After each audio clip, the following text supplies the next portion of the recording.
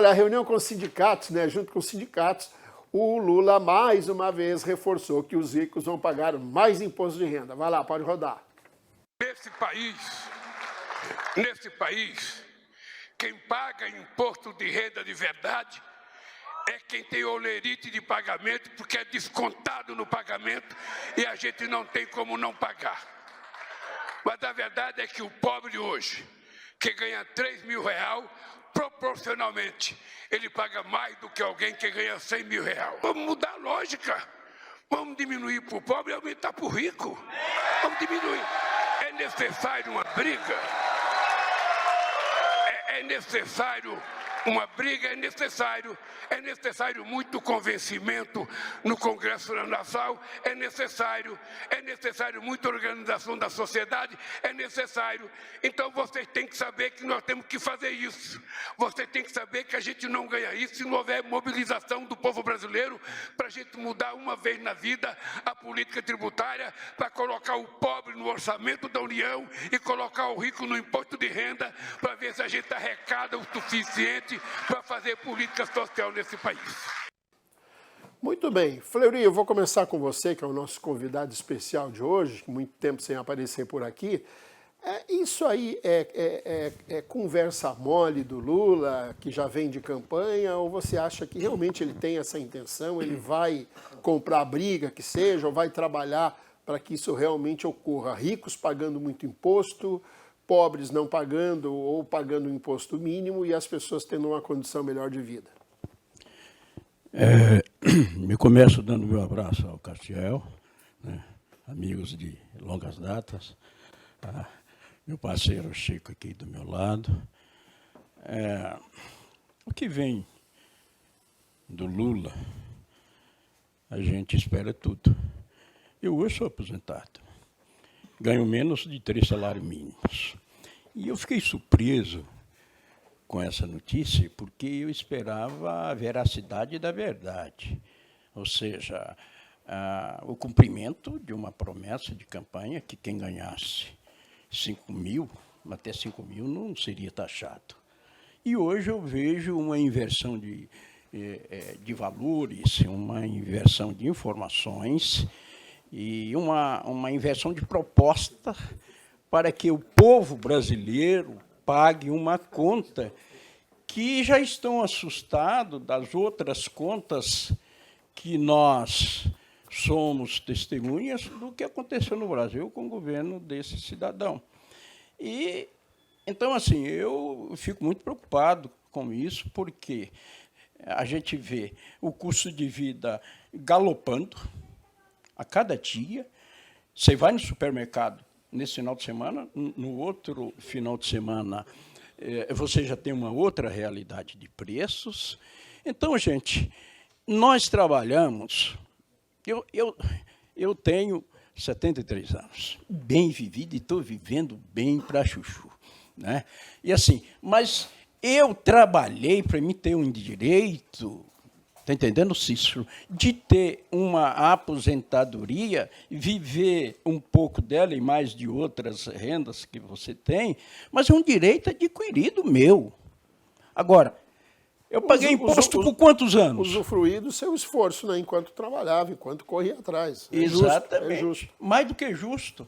E eu fiz jus disso porque eu recolhi para ter esse direito. Então, agora, eu tenho que recolher de novo. Eu costumo dizer assim, eu tenho 73 anos, eu estou já na lista de desembarque, né? Porque daqui para frente é canseiro de fado, como diz a palavra de Deus.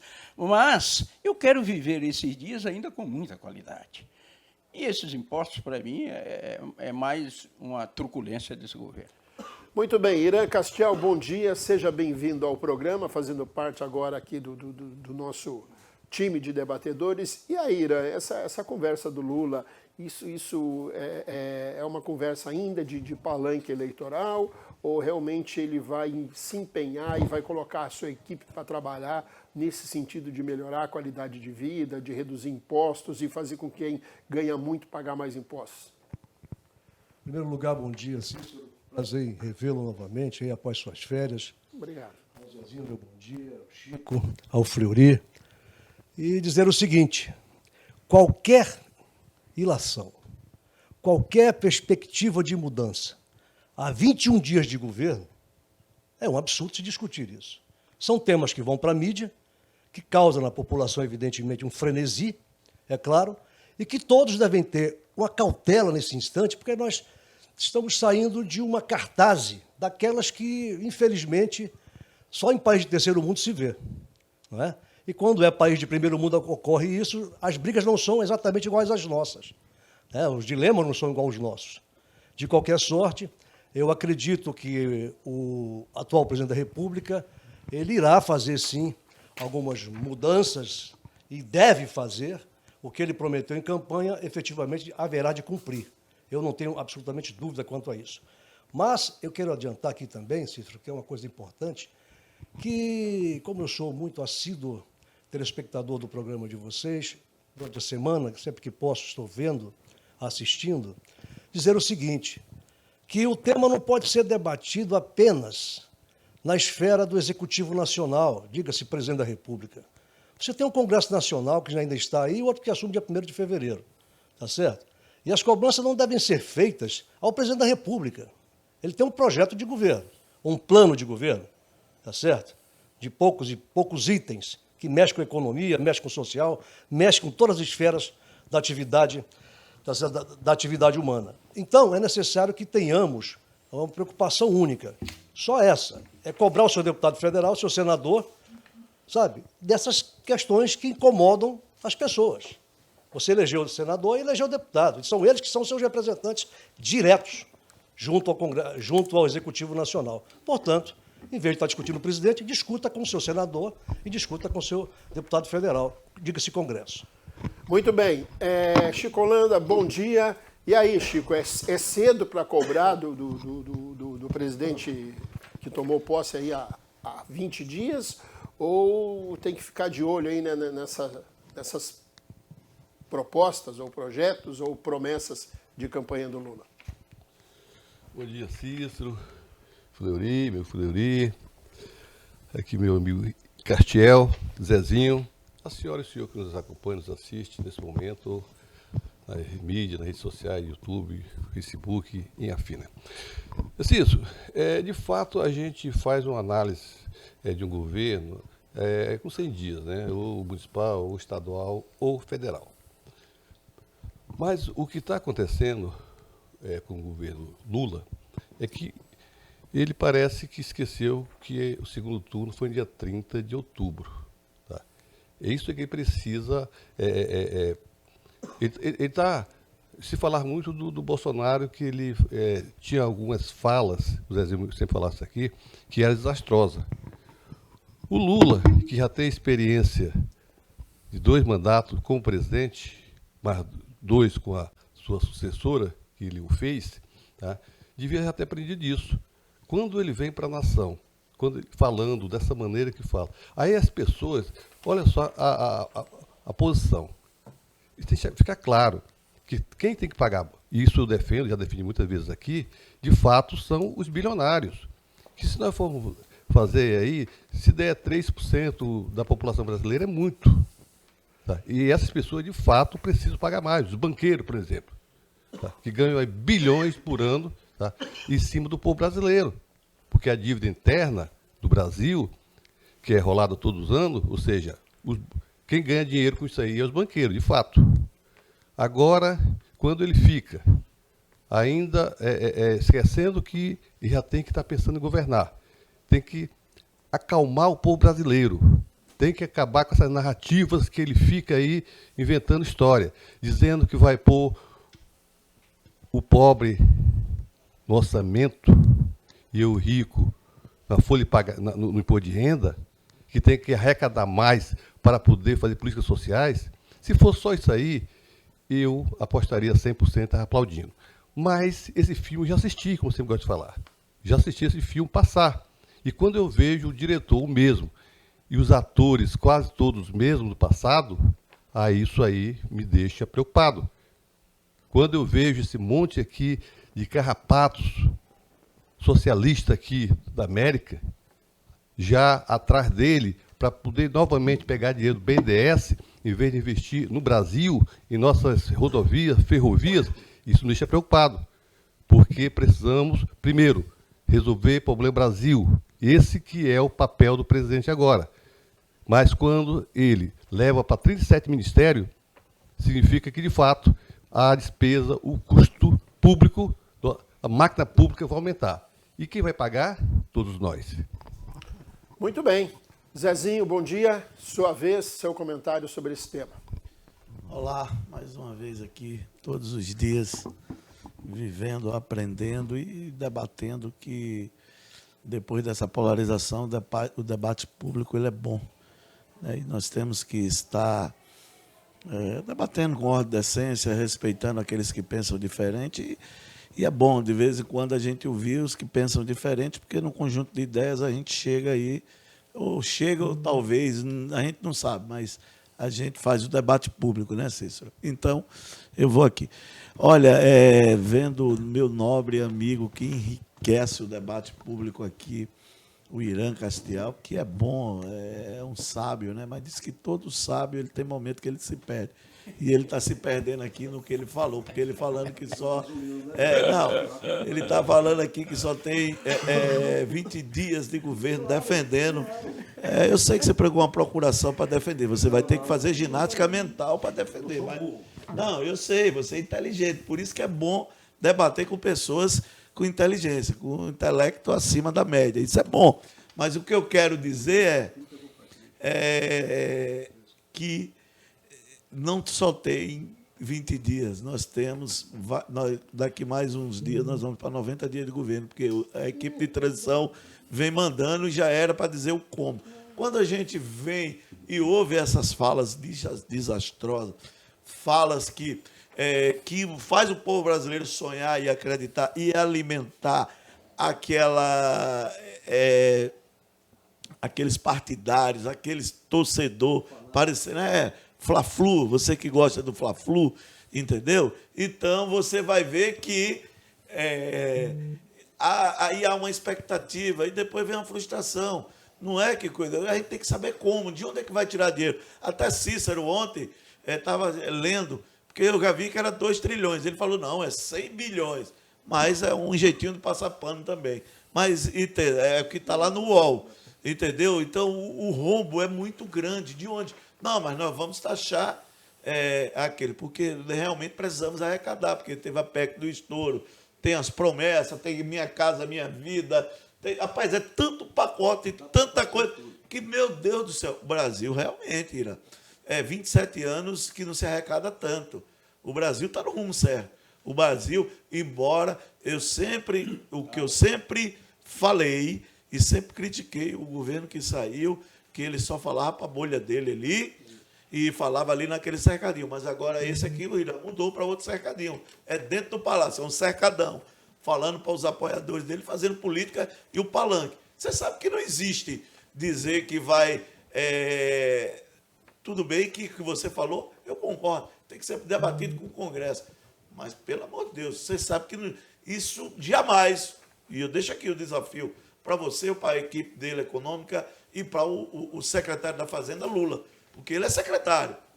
Ele pega os palpiteiros, fica na cabeça dele, ele aqui transmite as falas e joga para a galera dele e nego acredita. Eu duvido que mude a regra de tributar. Eu sei que ele quer fazer 2 reformas tributárias esse ano, que uma eu até acho já difícil, e 2 é impossível.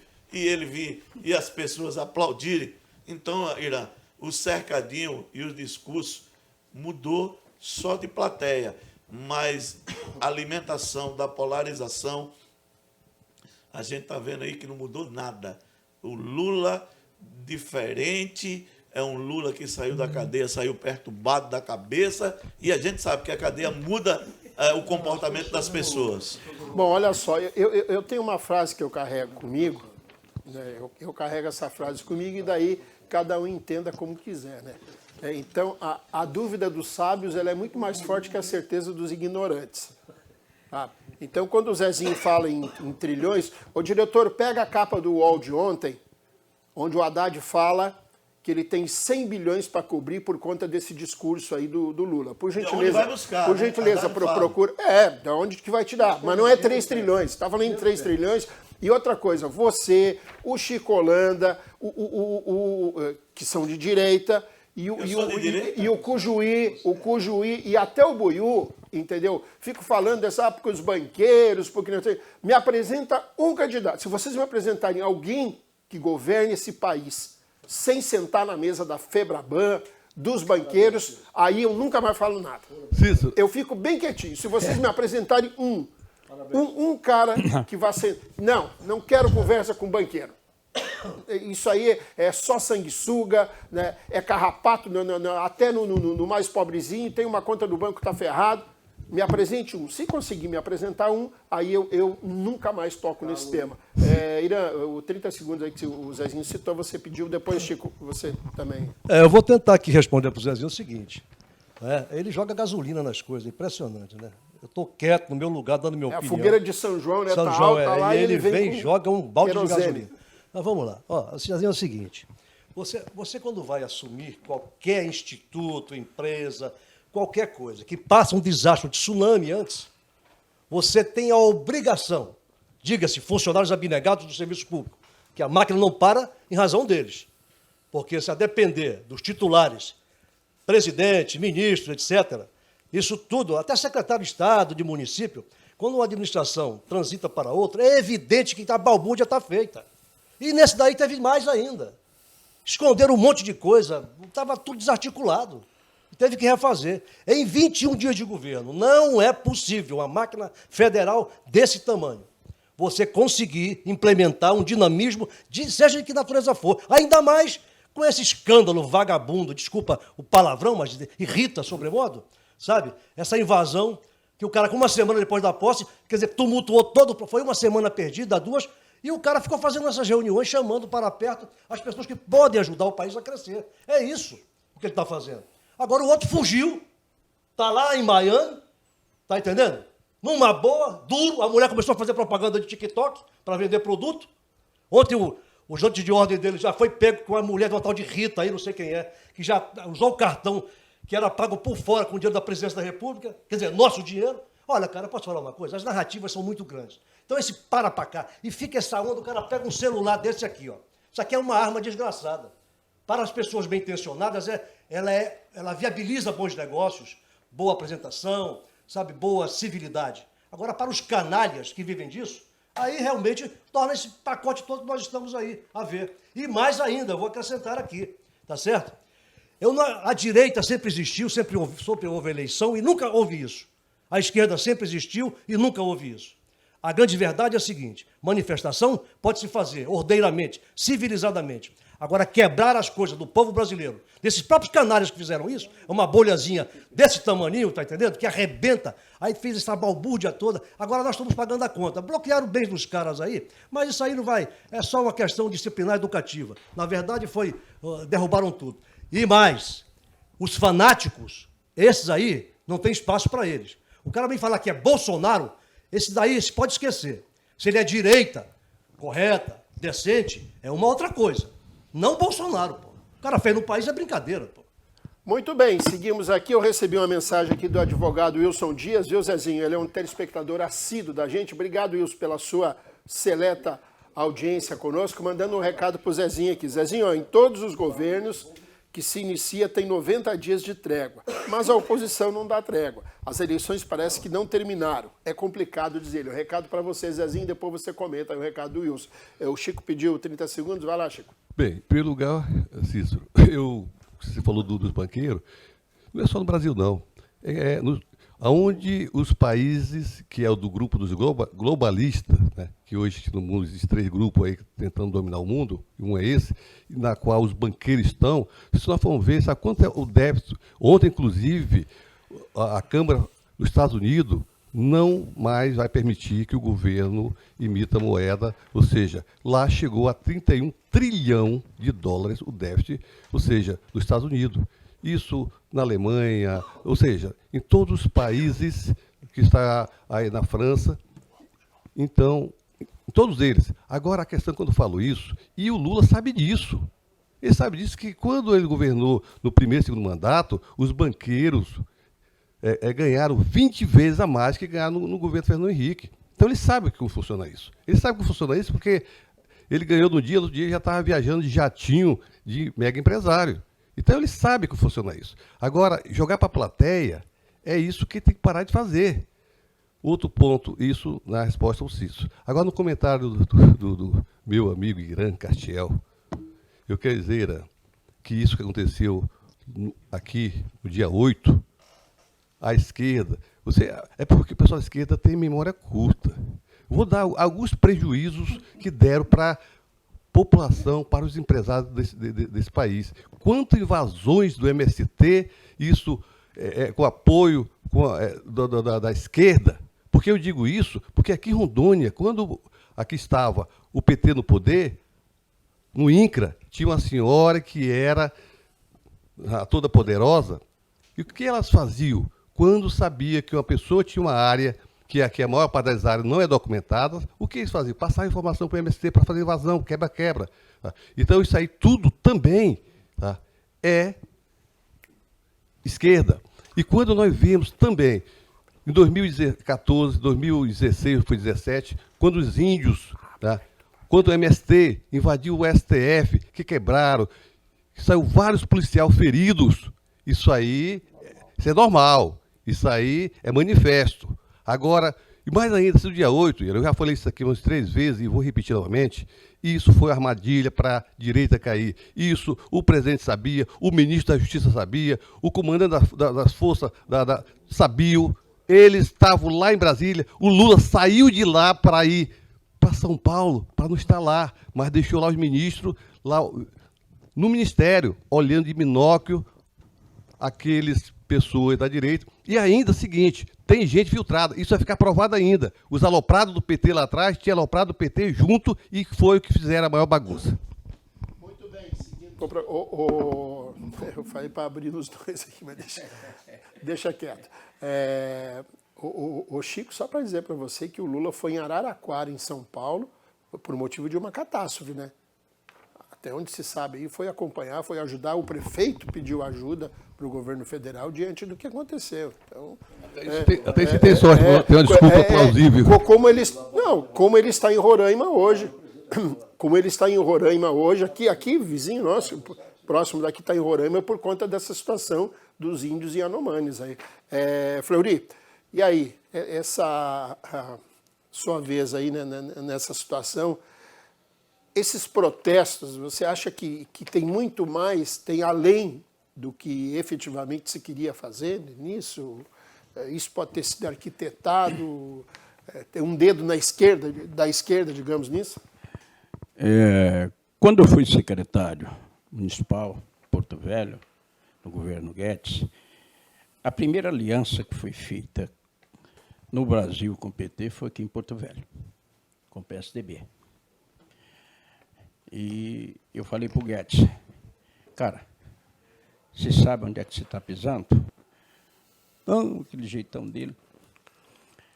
Castiel, só para dar uma informação para você, o Zé Guedes saiu com vários processos de perseguição, não tinha dinheiro para pagar advogado, porque é um homem honesto, estudou para ser um advogado como você é, defendeu no Tribunal de Contas do Estado, ganhou todos os processos dele, mas hoje ainda tem um processo que está no Supremo STF, no TJ lá, oriundo da onde? Da Secretaria de Educação, aonde o ex-prefeito do PT, não vou citar o nome dele, porque hoje a gente está numa democracia, entre aspas, que eu não posso falar muita coisa aqui, não, vou ser processado, e ele ainda é impossibilitado de tirar uma certidão como um cidadão que não consta nada no seu currículo. Apenas para abrir, Cícero, aqui o que eu vejo de toda a situação. Propagaram muito, o Bolsonaro criou o escritório do ódio.